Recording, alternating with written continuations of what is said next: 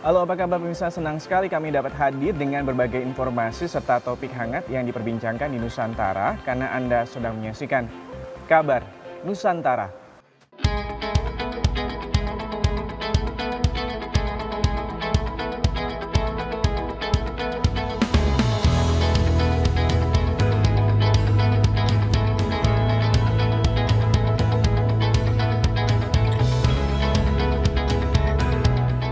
Dewan Perwakilan Rakyat Republik Indonesia akan menjadi tuan rumah pertemuan Ketua Parlemen Dunia anggota G20 atau yang dikenal dengan P20 pada tanggal 6 hingga 7 Oktober 2022 di Gedung DPR RI Jakarta.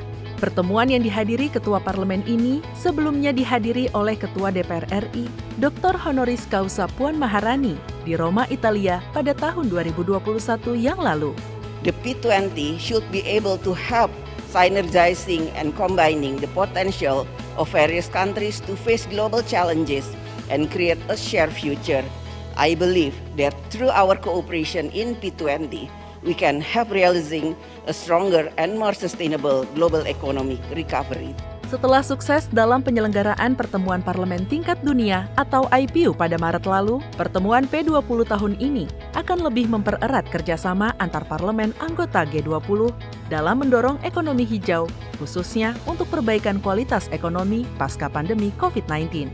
Pertemuan ini akan mendiskusikan tema besar Stronger Parliament for Sustainable Recovery sebagai upaya memperkuat peran parlemen dalam perbaikan ekonomi yang berkelanjutan. Dalam perhelatan P20 ini, DPR RI membawa 4 isu prioritas yang akan dibahas, yakni percepatan pembangunan berkelanjutan dan ekonomi hijau, isu-isu yang mengemuka dalam ketahanan pangan dan energi, dan tantangan-tantangan ekonomi, parlemen efektif, demokrasi yang dinamis, kemudian soal inklusi sosial, kesetaraan gender, dan pemberdayaan perempuan. Tema P20 2022 juga memiliki karakter spesifik terkait peran parlemen dalam proses pemulihan, yaitu pertama, parlemen yang lebih kuat, stronger parlemen, memberi landasan bagi pelaksanaan tugas parlemen secara efektif. Parlemen yang efektif diperlukan untuk dapat memberikan legitimasi peran pemerintah yang menjadi semakin besar pada masa pandemi.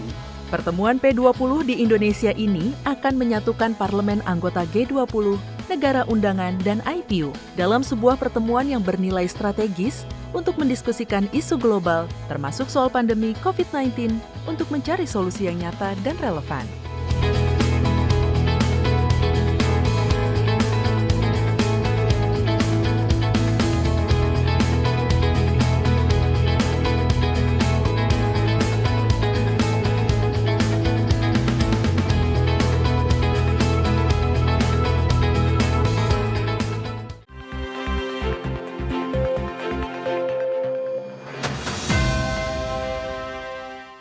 Terima kasih Anda masih menyaksikan Kabar Nusantara. Kali ini kita akan membahas terkait dengan persiapan Indonesia sebagai tuan rumah dari Parliamentary 20 atau P20 yang akan diselenggarakan Oktober, tepat di Gedung Nusantara di DPR RI Senayan, Jakarta kali ini. Dan sudah bersama dengan saya Bapak Mardhani Alisera, Wakil Ketua BKSAP DPR RI. Pak, apa kabar? Alhamdulillah, baik. Sehat ya Pak? Bahagia. Kalau misalnya kita Pak membahas terkait dengan bagaimana ini persiapan dari P20 akan Indonesia sebagai tuan rumah. Sejauh ini yang Bapak saksikan ataupun juga sebagai BKSAP bagaimana Pak persiapan kita? Yang pertama tentu antusias dari anggota P20 dan observer. Kita cukup banyak yang ingin jadi observer juga. Bahkan saking antusiasnya kita bikin parliamentary forum tanggal 5 Oktobernya. Oke. Karena kan tidak semua bisa hadir di tanggal 6 gitu kan. Tanggal 5 kita buat acara untuk menampung teman-teman anggota parlemen yang bukan dalam P20 tapi pengen ikut serta gitu. Oke, tapi kalau mungkin sebagai masyarakat ini belum tahu juga sebenarnya P20 itu apa sih Pak? Karena kita hidup dalam satu planet bumi, ada awalnya G20, ya, government untuk 20 negara dengan PDB terbesar di dunia. Nah, kalau G20 itu Pak Jokowi Oke. yang pimpin karena pemerintahan eksekutif. Nah, dalam Montesquieu teori pembagian kekuasaan selalu ada eksekutif, yudikatif, legislatif.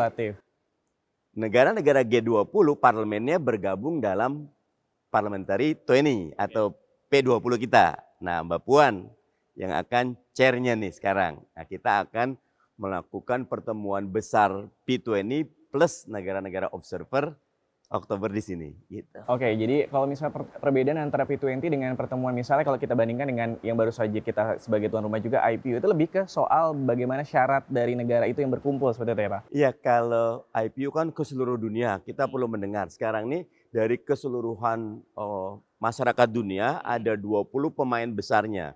Ketika pemain besar ini mengambil kesepakatan, maka daya dorongnya jauh lebih kuat. Nah, itu yang kita dukung. Karena itu tema kita kan Stronger Parliament for Sustainable Recovery. Karena kita kan kena pandemi, semuanya kena. Nah, kita pengen parlemen juga betul-betul kontribusi untuk membangun peradaban yang lebih kuat dengan memperkuat parlemennya.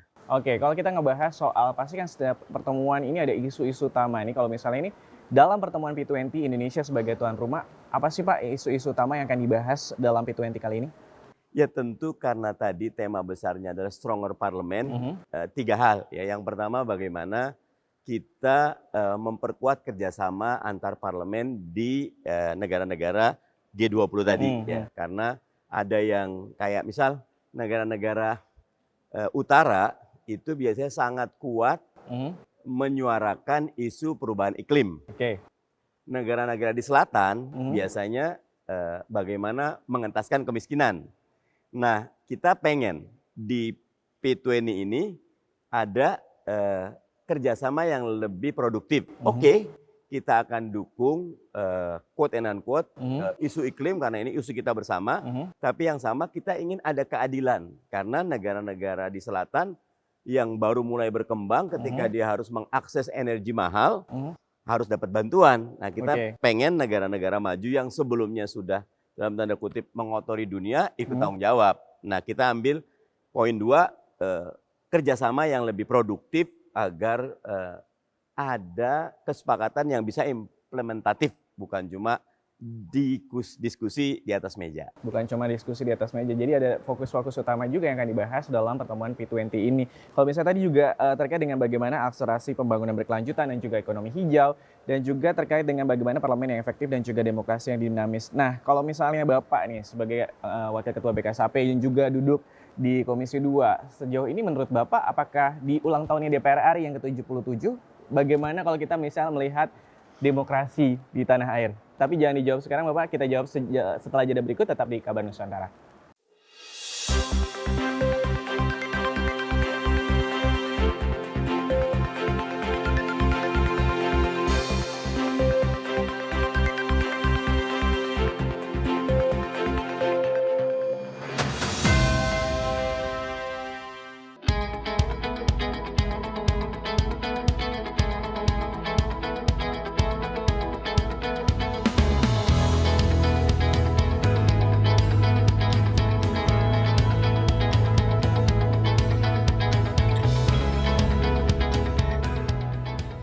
Dewan Perwakilan Rakyat Republik Indonesia akan menjadi tuan rumah pertemuan Ketua Parlemen Dunia anggota G20 atau yang dikenal dengan P20 pada tanggal 6 hingga 7 Oktober 2022 di Gedung DPR RI Jakarta. Pertemuan yang dihadiri Ketua Parlemen ini sebelumnya dihadiri oleh Ketua DPR RI Dr. Honoris Causa Puan Maharani di Roma, Italia pada tahun 2021 yang lalu. The P20 should be able to help synergizing and combining the potential of various countries to face global challenges and create a shared future. I believe that through our cooperation in P20, we can help realizing a stronger and more sustainable global economic recovery. Pertemuan ini akan mendiskusikan tema besar Stronger Parliament for Sustainable Recovery sebagai upaya memperkuat peran parlemen dalam perbaikan ekonomi yang berkelanjutan. Dalam perhelatan P20 ini, DPR RI membawa 4 isu prioritas yang akan dibahas, yakni percepatan pembangunan berkelanjutan dan ekonomi hijau, isu-isu yang mengemuka dalam ketahanan pangan dan energi, dan tantangan-tantangan ekonomi, parlemen efektif, demokrasi yang dinamis, kemudian soal inklusi sosial, kesetaraan gender, dan pemberdayaan perempuan.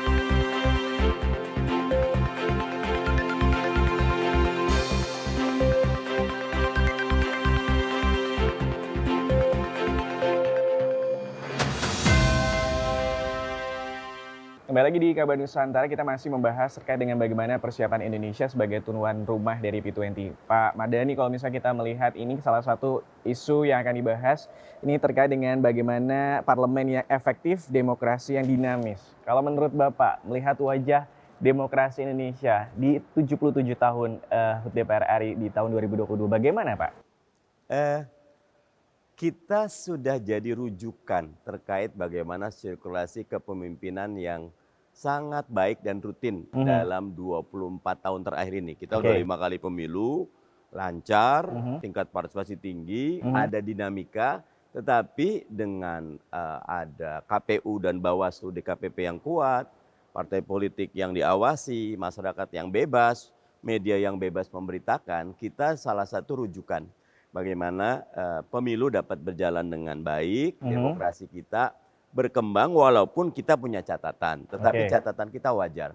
Kita negara dengan jumlah penduduk 275 juta jiwa yang sangat heterogen, tersebar di banyak tempat, yang gap antar satu daerah, katakan Jawa dengan luar Jawa, tapi kita tetap dapat melakukan orkestrasi pemilu dengan baik, kemudian demokrasi kita ada catatan, tapi juga kita coba terus tingkatkan dengan sungguh-sungguh bersama-sama. Tapi kita sudah termasuk salah satu bagaimana parlemen yang juga aktif seperti itu Pak. Aktifnya dalam hal apa nih kalau misalnya Bapak melihat sendiri?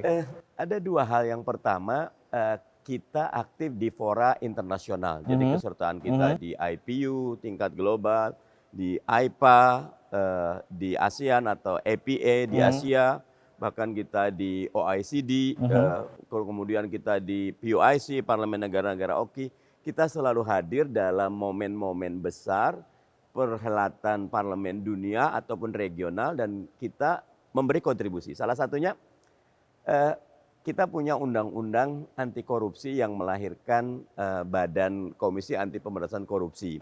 Oleh Parlemen Vietnam, seluruh undang-undangnya diadopsi.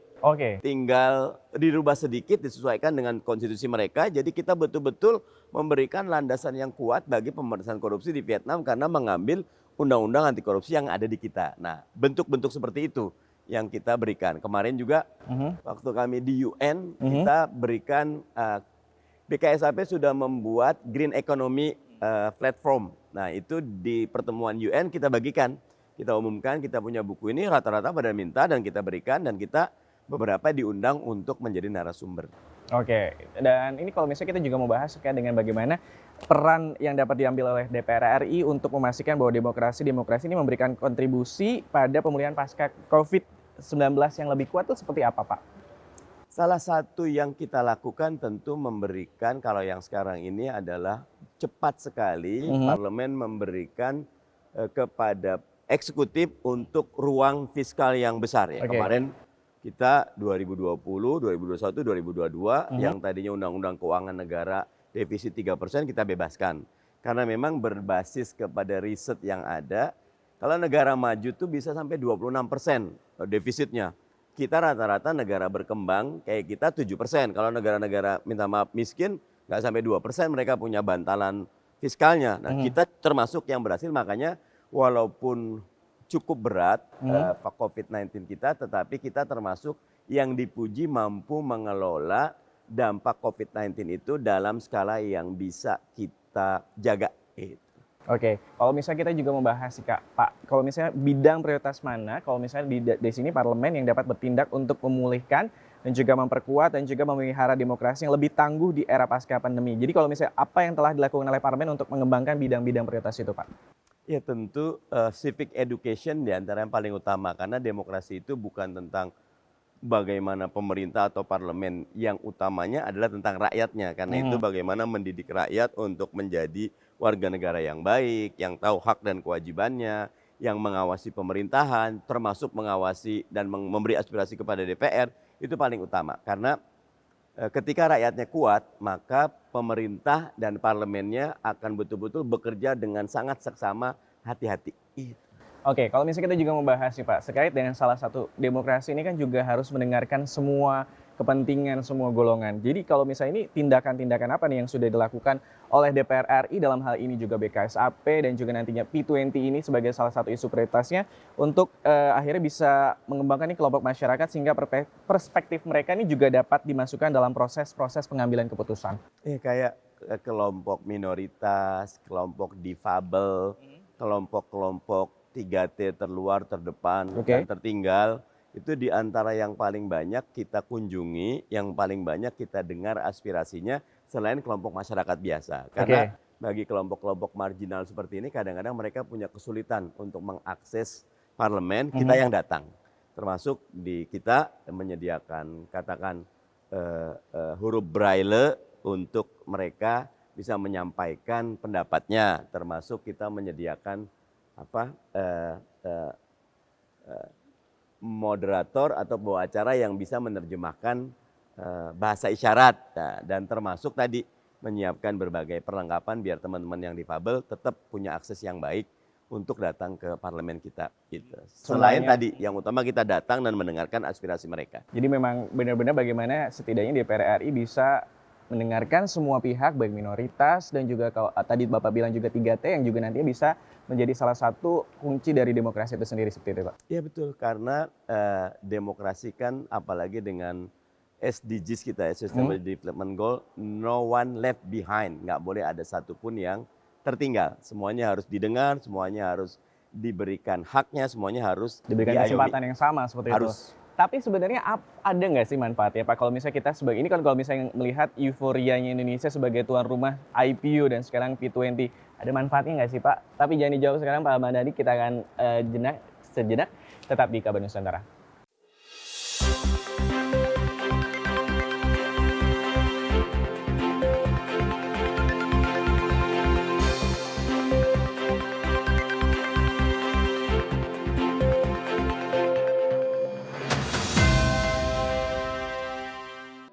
Dewan Perwakilan Rakyat Republik Indonesia akan menjadi tuan rumah pertemuan Ketua Parlemen Dunia anggota G20 atau yang dikenal dengan P20.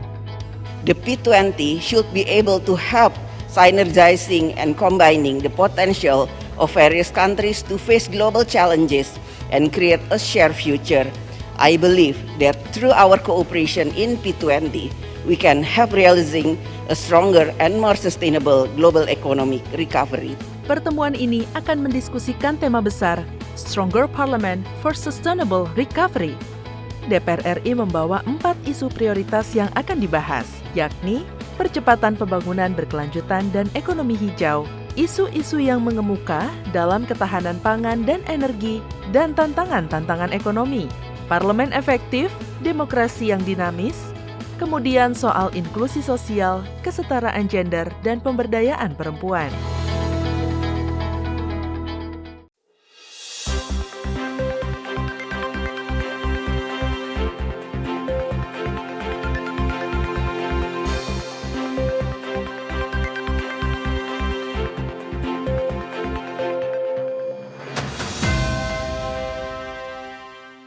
Kita masih membahas bagaimana persiapan Indonesia di P20, Pak Ahmad Dhani. Kalau misalnya euforia dari penyelenggaraan Indonesia sebagai tuan rumah ini kan sebenarnya hanya dirasakan oleh segelintir orang mungkin gitu ya Pak. Tapi sebenarnya ada nggak sih Pak manfaat yang bisa dirasakan oleh masyarakat terkait dengan Indonesia sebagai tuan rumah penyelenggaraan event-event internasional ini Pak? Ya, tentu yang pertama kita kalau merujuk konstitusi kan ada 4 tujuan kita bernegara, melindungi segenap bangsa dan seluruh tanah tumpah darah Indonesia, majukan kesejahteraan umum, mencerdaskan bangsa, dan ikut serta dalam perdamaian dunia. Poin 4 ini penting ya, karena bahkan kalau kita melihat Bung Karno bagaimana kontribusinya dengan mengenalkan Pancasila di sidang umum PBB, bahkan kita punya prinsip dasar sila Bandung. Kemarin saya sempat diundang ke Baku, ada non-aligned movement, dan mereka tetap merujuk dan mengapresiasi dasar sila Bandung kita. Ya, jadi manfaat paling utama adalah bahwa di fora internasional Indonesia tetap dianggap sebagai big brothers, kakak besar. Yang ada beberapa negara, kayak pernah kami di Baku itu, Kuba minta ketemu, Palestina minta ketemu, kemudian beberapa negara minta ketemu, mereka ingin kita menyuarakan beberapa isu yang sama dari ketidakadilan yang mereka dapatkan.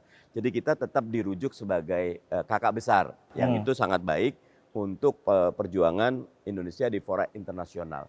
Dan karena itu kita punya banyak sekali prestasi, menjadi anggota Dewan Keamanan PBB, Dewan HAM PBB, banyak sekali. Dan itu kenapa? Karena tadi kita hadir dan memberikan manfaat bagi banyak negara, sehingga ketika kita mengajukan diri banyak didukung. Yang kedua, ini yang justru lebih penting.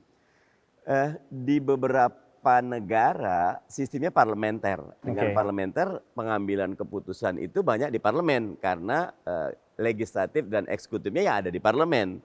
Contohnya ketika kita ingin melakukan bebas visa di satu negara yang memang kuat parlemennya, ya kita bisa memulai dialognya, dan beberapa sudah mulai. Ya, Turki kita udah bebas visa, beberapa negara lain juga sudah masuk list, kita akan mendapatkan fasilitas khusus dengan bebas visa buat masyarakat. Banyak sekali kebaikannya, sehingga kita bisa sekolah, bisa berkunjung, bisa belajar. Mereka tidak perlu kesulitan untuk mendapatkan visa yang kadang-kadang mahal, lama, dan berliku-liku dapatnya. Itu salah satu, selain tentu tadi kerjasama ekonomi, kerjasama budaya, kerjasama sosial, P2P, parlemen, people to people. Nah, itu banyak sekali yang turunannya dari pekerjaan besar kita bikin payung di P20 ini. Oke, jadi Pak Mardhani ini merasa bahwa Indonesia sudah memainkan perannya sebagai event, walaupun sebagai anggota maupun juga sebagai tuan rumah di event-event pertemuan internasional seperti itu ya Pak? Iya, kita masih punya banyak catatan, kadang-kadang kita masih kalah. Kayak saya pernah hadir di acara special question on Middle East, data-data kita agak kalah sama Israel gitu. Nah, saya lagi bilang kita harus perkuat diri nih untuk bantu Palestina. Karena Israel ketika itu datanya kuat sekali. Nah, kita sudah hadir, kualitas harus kita tingkatkan. Oke, jadi lebih ke masalah substansi ataupun juga teknis terkait dengan bagaimana kualitas. Kualitas, hadir dan berkualitas.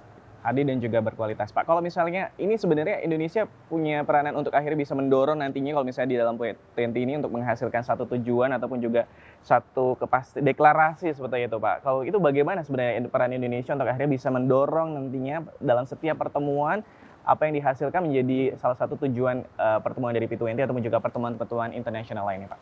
Tentu tadi saya bilang bukan cuma kesepakatan di atas meja, tapi juga kesepakatan yang implementatif. Nah, kayak kita pernah hadir di acara Conference of Party, COP di Glasgow. Sebelumnya di Paris sudah sepakati $1 billion, 100 juta dolar juga tidak kumpul. Nah, kita pengen apa yang diputuskan nanti bukan cuma di atas kertas, tapi mengikat dan bisa diimplementasikan. Karena ketika bisa diimplementasikan, bayangkan negara terbesar G20 bersepakat, P20-nya juga sepakat untuk membuat dunia jauh lebih maju, lebih sehat, lebih adil, lebih bisa untuk mengelola iklim, maka itu akan sangat baik buat planet bumi kita. Oke, mungkin terakhir harapan dan juga mungkin bisa di-sharing juga ke masyarakat pemirsa di rumah bagaimana nantinya Indonesia sebagai tuan rumah dari P20. Silakan Pak Nadi.